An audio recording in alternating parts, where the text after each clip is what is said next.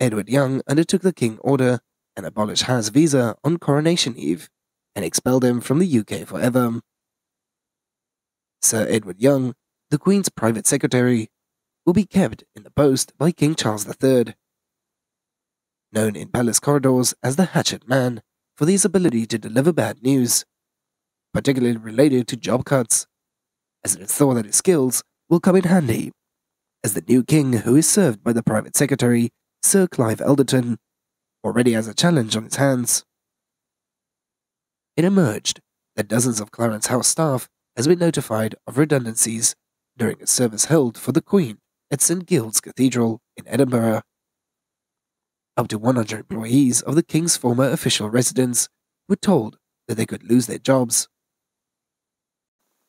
Many staff, some of whom have worked there for decades, have hoped that they would be amalgamated into the King's new office. But while some will be deployed elsewhere, others are likely to be made redundant.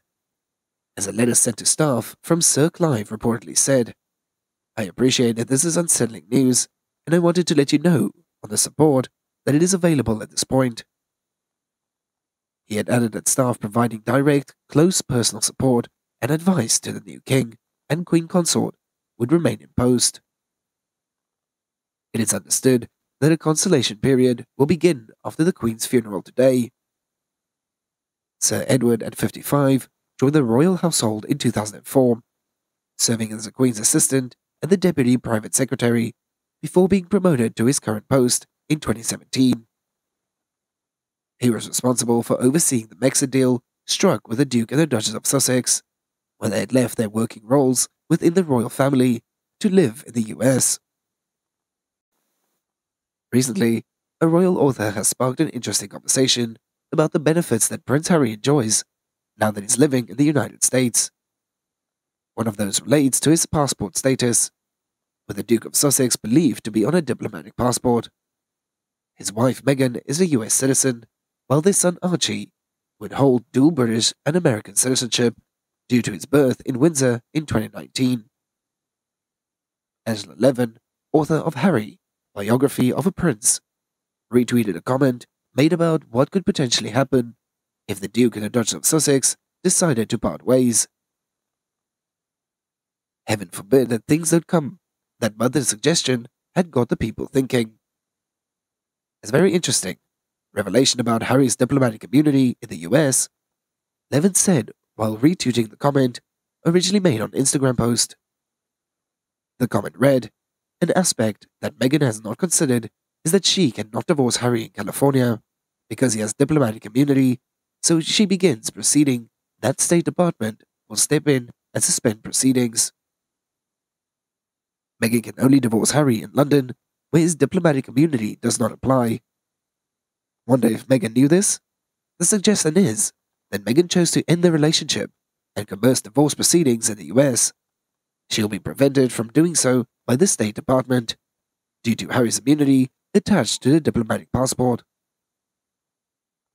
It remains unclear over how Prince Harry has stayed in the US without citizenship.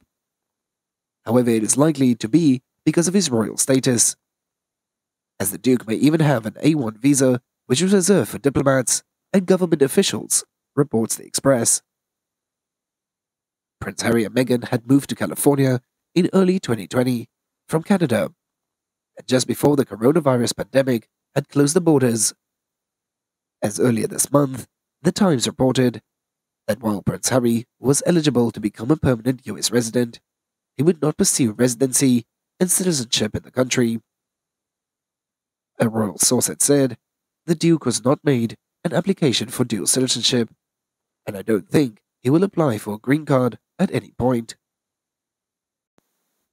In other news, Prince Harry and Meghan Markle are reportedly too far gone to get back with the royal family and are already drowning. Royal expert Christopher Anderson had issued these insights into the chat with Royally US host Christina Garibaldi. As the conversation began, once Mr. Garibaldi had asked, "Do you feel like Harry, after everything, wants to mend his relationship, but now he is sort of in the deep end with this book?" Mr. Anderson had responded by saying, "I do, because of the Netflix deal too.